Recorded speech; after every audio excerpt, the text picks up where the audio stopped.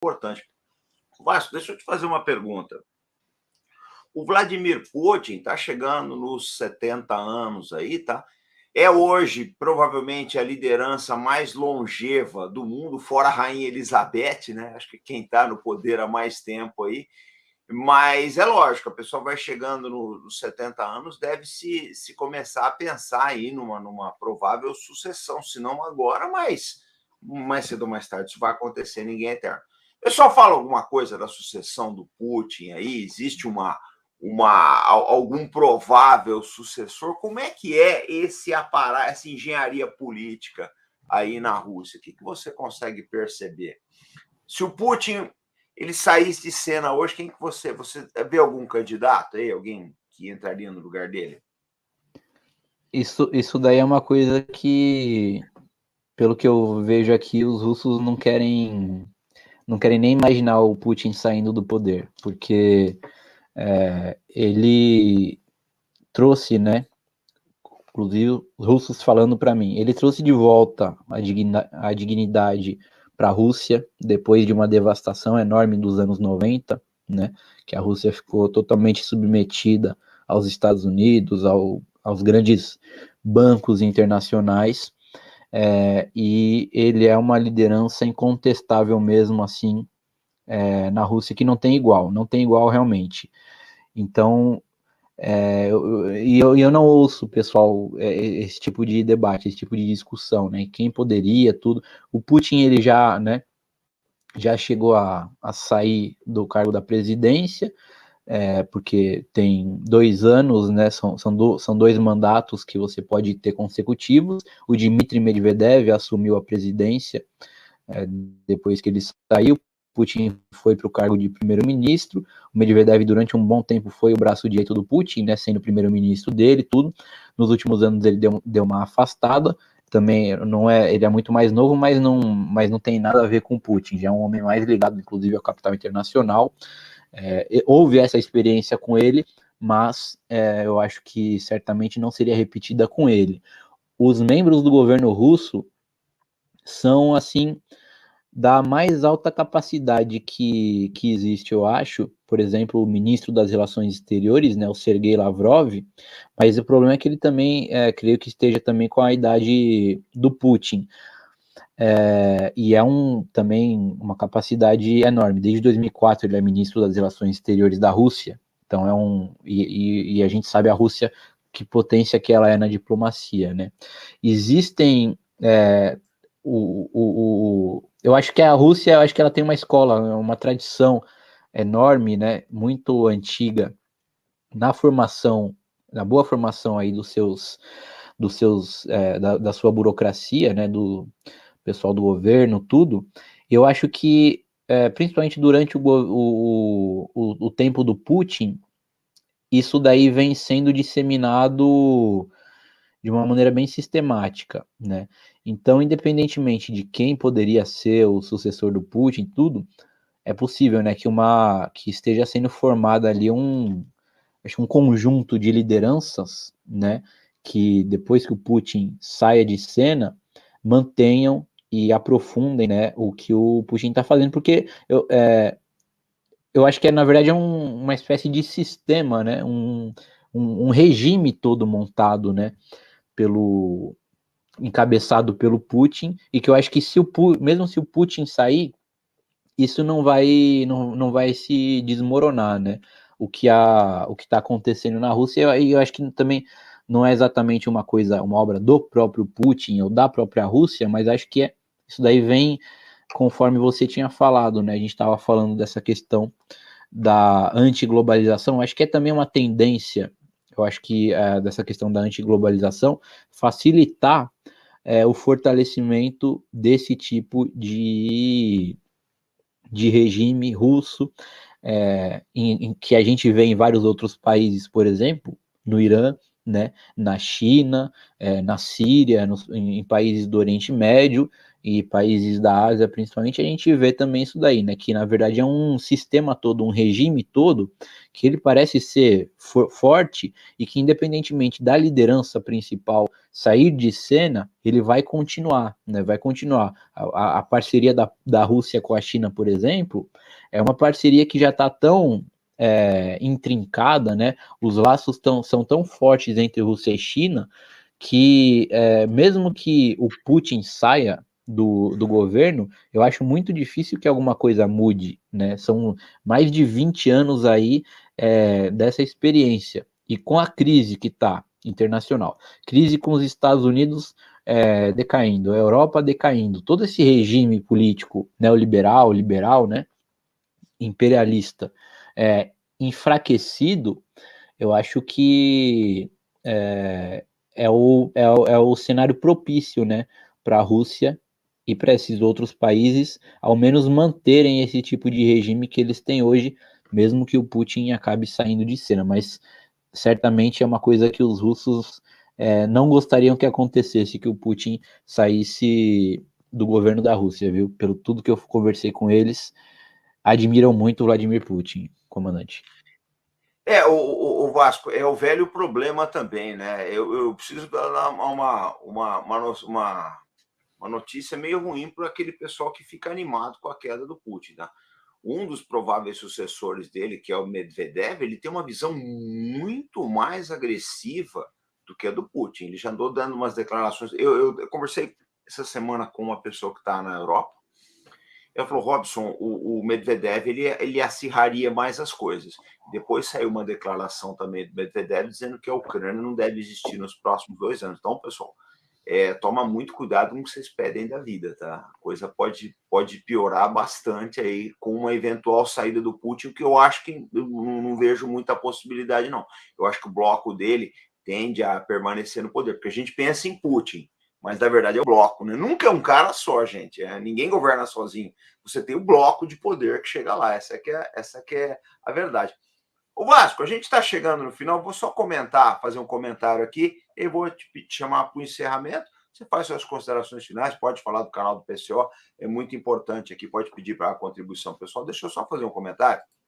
O Henrique Gadelha Alves.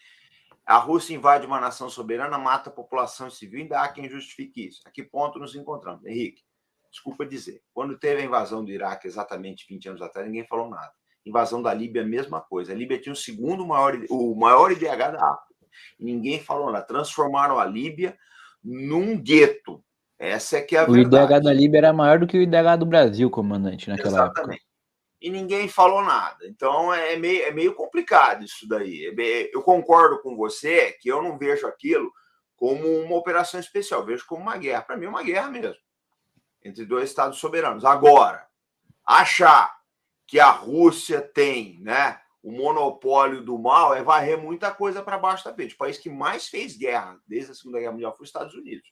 A Guerra do Vietnã, então, foi um morticínio sem limites. O bombardeio americano com Tordon 155, as selvas vietnamitas, também conhecido como Agente Laranja, foi o maior crime ambiental da história da humanidade e ninguém fala nada. O pessoal vem falar da Amazônia. Então é meio complicado. Esse argumento não acho muito. Não é para empalar, não. Não é para empalar ninguém, gente. Deixa o argumento dele. Só estou mostrando aqui uma coisa que a imprensa não fala. Porque o que eu falo sempre, o Arte da Guerra ele prima pelo seguinte: a gente quer mostrar umas coisas que a imprensa não mostra. Porque se for para ver, eu falo sempre isso, se vocês forem ver esse discurso padrão pasteurizado, vai lá na CNN que tem o dia inteiro, isso daí, o dia inteiro falando que a Rússia é malzinha, que ela tá perdendo a guerra, bababá, essa lorota, essa merda toda aí querem colocar na cabeça de vocês. Eu não faço isso. Eu mostro a realidade aqui. Tá? Então é meio complicado, gente. O país que mais fez mal para a humanidade desde Roma é os Estados Unidos. É uma realidade. Olha o que estão fazendo, as pressões que estão fazendo com a nossa Amazônia aí. Eles mentem pra caramba. Então, gente, desculpa dizer. Eu acho o seguinte, se a gente tem que criminalizar a invasão russa, direito de quem quiser, mas temos que criminalizar muito mais a invasão do Iraque também, que foi feita em cima de uma mentira. Hoje todo mundo sabe que aquelas armas de destruição em massa não existiam. Só que os nazistas que o Putin falou do Donbass existem, então lá, tá? Então, pelo menos essa daqui não é feita em cima de uma mentira. Então, Vasco, deixar as considerações finais para você. Tá contigo aí. você fazer a despedida, pode falar do canal do pessoal, fica à vontade aí. Sim, eu vou falar inclusive um pouco sobre isso que você comentou, concordo totalmente também com a sua opinião, porque é impressionante. Os Estados Unidos, eles invadiram centenas de países já, né? Desde a Segunda Guerra Mundial, 80% ou mais de guerras que aconteceram no mundo foram promovidas por um único país, os Estados Unidos. Os Estados Unidos destruíram diversos países recentemente e a imprensa não trata como se fosse uma destruição, como se fosse uma violência, como se fosse uma agressão, mas aí quando se trata de uma ação da Rússia, aí é 24 horas por dia o noticiário de um canal que nem fala de notícia internacional, começa de repente a falar de notícia internacional da Ucrânia, falando que a Rússia é um demônio. Programa de culinária, a gente começa a ouvir falar que os russos são demônios, né? Existe uma guerra, sim, né? Só que essa guerra ela começou em 2014. Eu acho que isso daí é uma coisa essencial para a gente poder entender, né? A Rússia, de fato, ela está envolvida numa guerra. Só que não foi ela que começou essa guerra, né? Essa guerra foi começada em 2014 pela Ucrânia e mais, né? Pela Ucrânia como um funcionário dos Estados Unidos e da Europa, contra a própria população do território ucraniano. E aquela população, ela é majoritariamente russa. Aquela população, ela se recusou a viver sob o governo que os Estados Unidos impuseram, um governo baseado em grupos nazistas, em tropas paramilitares nazistas que estavam torturando, que estavam matando aquelas pessoas. Eles se recusaram, formaram duas repúblicas, Lugansk e Donetsk, e desde então eles estão com armas na mão, lutando contra esses nazistas ucranianos, sendo vítimas de um genocídio. É um verdadeiro genocídio. Segundo a ONU, 14 mil pessoas morreram no Donbás desde 2014. Fontes que nós ouvimos aqui dizem que esse número da ONU é 10 vezes menor do que a realidade. Então, mais de 100 mil pessoas teriam sido vítimas desse genocídio, uma limpeza étnica. O genocídio, segundo as normas internacionais, é tanto a morte como a expulsão de pessoas de um território por motivos religiosos, por motivos políticos, por motivos étnico-raciais, né? E é exatamente isso que acontece no leste da Ucrânia, né? A Ucrânia, nesse momento aqui, continua bombardeando a cidade de Donetsk, onde só existem civis. Os bombardeios não atingem alvos militares, os bombardeios atingem escolas, os bombardeios atingem edifícios residenciais, atingem hospitais.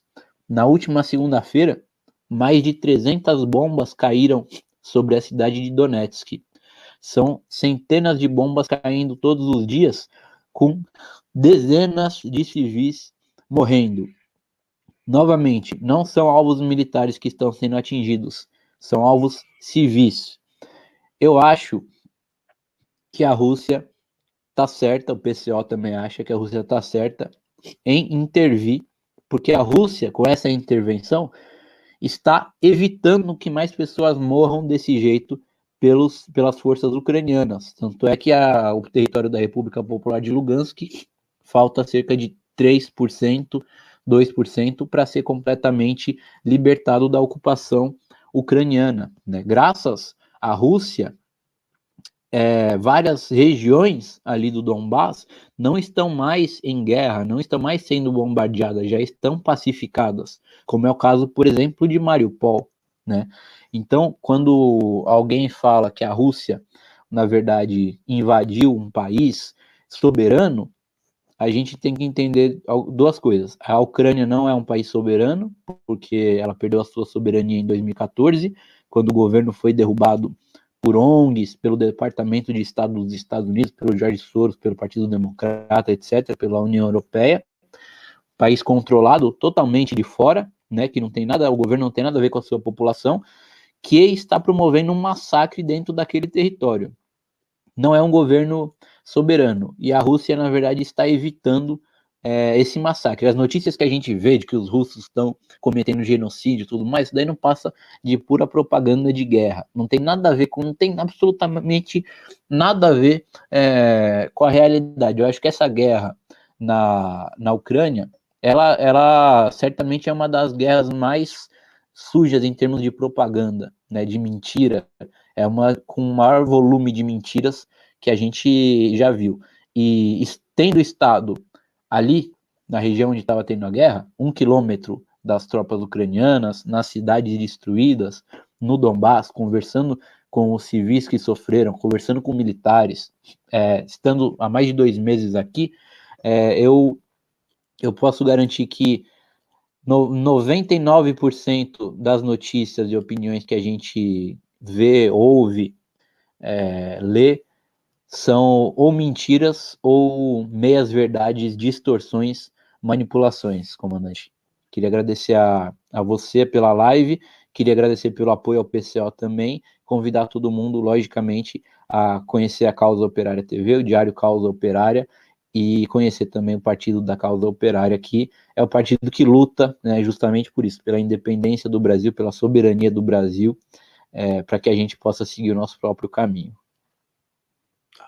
O Vasco, antes de encerrar, só quero dizer uma coisa. Pessoal, eu deixei aqui de propósito, aqui na capa, a Operação Timber Sycamore. É uma operação secreta da CIA, tá? Para abastecer os rebeldes radicais líbios, entre eles a Al-Qaeda, com armas retiradas da Líbia. Então, quem financiou a Al-Qaeda na Síria foi a CIA. Tá? Essa operação é um verdadeiro escândalo, Operação Timber Sycamore. Tá? Eu quero ver se qualquer hora eu faço um vídeo sobre isso, mas para vocês entenderem como é que as coisas funcionam no mundo real. Tá aí, Operação Timber Sycamore. Quem quiser depois dar uma olhada.